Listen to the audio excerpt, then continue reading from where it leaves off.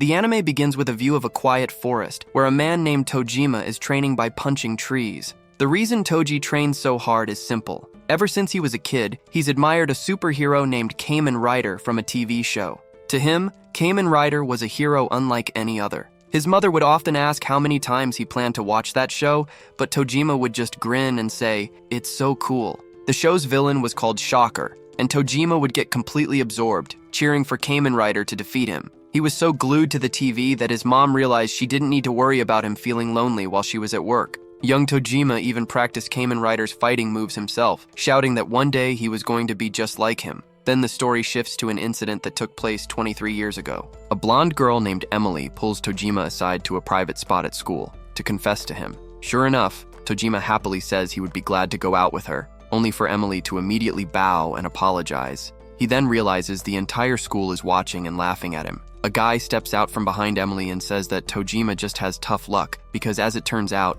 Emily is his girlfriend. The guy's name is Kitagawa.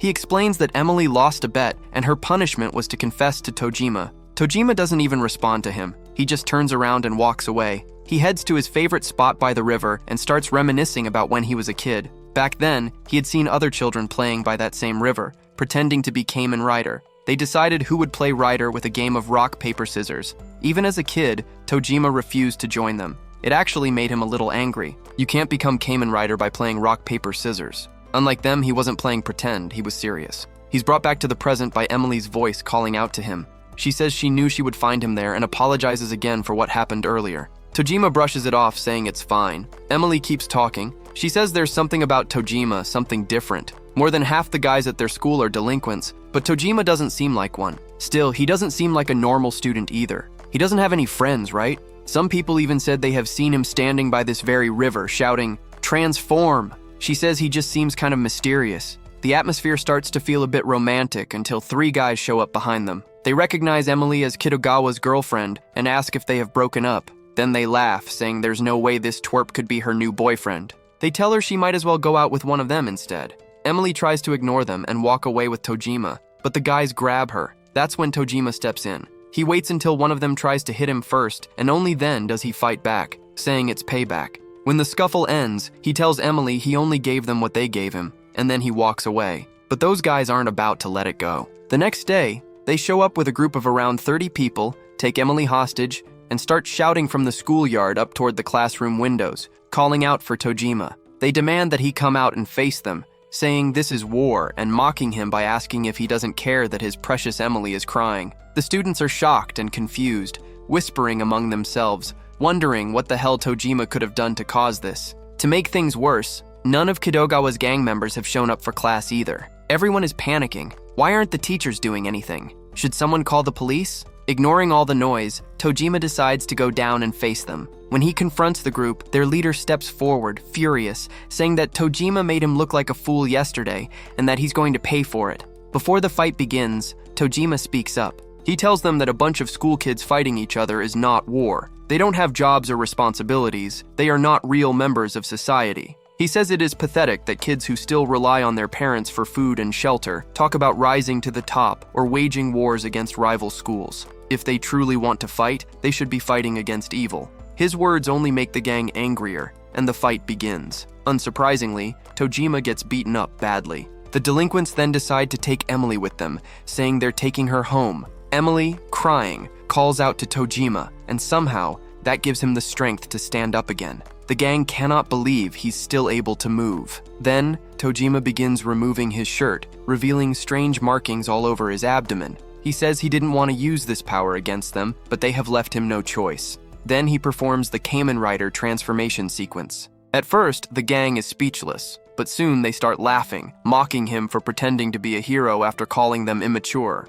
Tojima doesn't care about their words. He attacks and easily defeats them all. From a distance, Kitagawa watches in disbelief. Meanwhile, Emily runs away, terrified, saying Tojima is scary, but Tojima doesn't follow her. The only thought running through his mind is that he shouldn't have transformed. He should only be using that power to fight his true enemy, Shocker. After that, the story returns to the present. Now an adult, Tojima admits that he knows Kamen Rider and Shocker are just characters from a TV show. They don't exist in the real world. No matter how hard he trains, he can't actually become Kamen Rider. Or at least, that's what he tries to convince himself. But then he suddenly snaps, shouting into the air for Shocker to come and kidnap him, to turn him into a cyborg. Right then, a huge bear appears. Instead of being afraid, Tojima just looks disappointed. For a moment, he thought it was a real Shocker monster. He then proceeds to beat the bear in a fight. He explains that at some point he became strong enough to take on a bear, but that still doesn't make him Kamen Rider. After all, he's 40 years old now.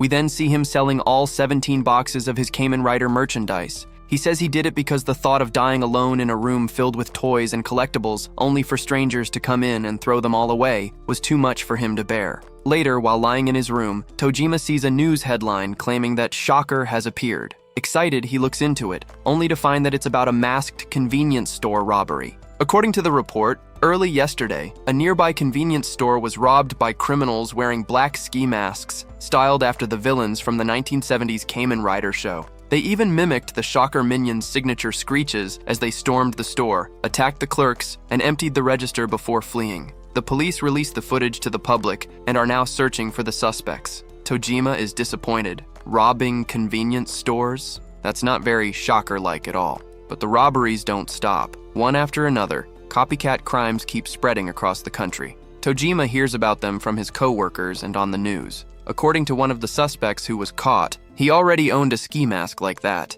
and when he started yelling like the Shocker goons, he said it felt like he actually became stronger, like he could finally do something with his life. The police, in response, announced that they'll increase patrols and raise security levels nationwide. Tojima can't help but think all these copycats are complete idiots. Later, we see him attending a summer festival, something he's always loved since childhood. Meanwhile, a group of delinquents nearby is planning their next Shocker robbery. Their leader tells them the day's job is a simple shakedown. The others complain, saying they don't mind the ski masks, but the whole act is kind of embarrassing. The leader, however, insists he's always liked Shocker more than Kamen Rider. That's why he became a gangster. In his mind, he's the monster, and the rest of them are the combatants. Their attack begins, and they crash through one of the festival stalls where Tojima happens to be. He hesitates at first, unsure what to do, but then he buys a Kamen Rider mask from another stall, determined to stop them.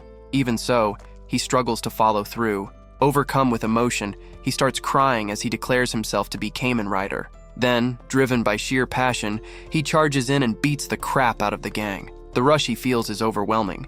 It's everything he ever dreamed of. But as soon as the fight ends and the crowd starts watching him in awe, Tojima runs away, unable to handle the attention. The very next day, a woman is watching the news about the incident while training in her home gym.